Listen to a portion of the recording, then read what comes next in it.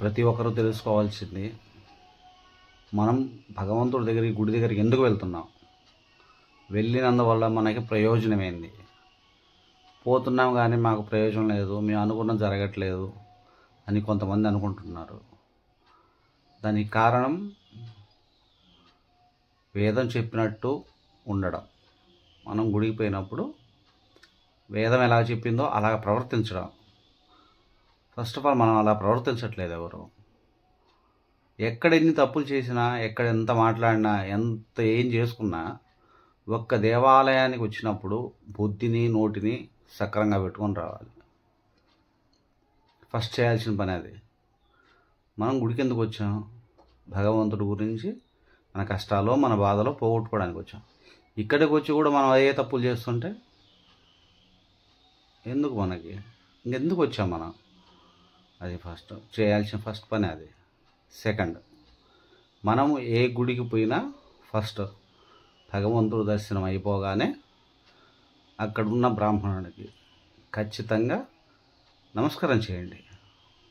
కాళ్ళకి నమస్కారం చేసుకోండి. ఎందుకు నమస్కారం చేయాలనుకుంటున్నా అంటే, భగవంతుడిని మనం డైరెక్ట్గా తాకలేం.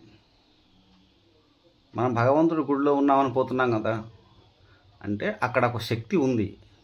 ఆ శక్తిని నిరంతరం తాకేవాడెవడు? ఒక బ్రాహ్మణుడు మాత్రమే. ఎందుకు? అతను అర్చకుడిగా అక్కడ చేస్తున్నప్పుడు అతనికంటూ కొంచెం నియమ నిబంధనలు ఉంటాయి.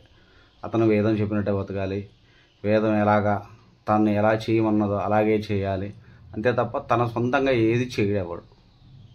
అందుకని ఇక్కడ పోయినప్పుడు బ్రాహ్మణుడి కాళ్ళకి ఖచ్చితంగా నమస్కారం చేయండి. చేసినందువల్ల ఏమొస్తుంది మనకి అంటే, అక్కడ పెట్టి శతగోపాలు, అక్కడ పెట్టి ప్రసాదాలు గొప్పవి. నువ్వు 10 మందికి ప్రసాదాలు పెట్టు, అది గొప్పది. ఓకే, సరే, దాని గురించి మళ్ళీ చెప్తాను. ఇక్కడ పోయినప్పుడు బ్రాహ్మణుడి కాళ్ళకి నమస్కారం చేయండి. నమస్కారం చేసినందువల్ల ఏమొస్తుందంటే, భగవంతుడి దగ్గర నుంచి అతనున్న శక్తిని ఖచ్చితంగా బ్రాహ్మణుడికి ఎంతో కొంత వస్తుంది. అది తాను డిస్ట్రిబ్యూట్ చేయాలి. ఎందుకు డిస్ట్రిబ్యూట్ చేయాలి? ఇంకొకరికి పంచాలి ఆ శక్తిని. మనం ఎప్పుడైనా బ్రాహ్మణుడి కాళ్ళకు మొక్కితే ఆ శక్తి మనలోకి ప్రవేశిస్తుంది. అది డైరెక్ట్గా ఎప్పుడు ఏ శరీరంలోకి రాదు. అది ఒప్పుకున్న శరీరాలకు మాత్రమే వస్తుంది, మిగతా వాటికి రాదు. ఆ శక్తిని అతను అక్కడ ఉండి అవన్నీ చేస్తుంటాడు కాబట్టి అతనిలో ఆ శక్తి ఎంతో కొంత ప్రవహిస్తుంది. మనం అతని పాదాలు మొక్కినప్పుడు ఆ శక్తి మనకు కూడా వస్తుంది. అది మనకు వస్తే ఏం చేస్తుంది? మనకేదన్నా చెడుగా ఉన్నా, మనకేదన్నా ఎవరన్నా ఏదైనా ప్రయోగాలు చేసినా, లేదంటే మనకి కష్టాలుగా ఉండే బాధలు ఏ ఉన్నా ఖచ్చితంగా తొలగేటట్టు చేస్తుంది.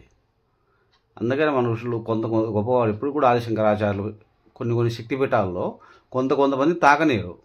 అది సంపూర్ణమైన శక్తి. ఆ శక్తిని తాకేదాని హక్కు ఎవరికి లేదు. కానీ ఇక్కడ వరకు హక్కు ఉంది.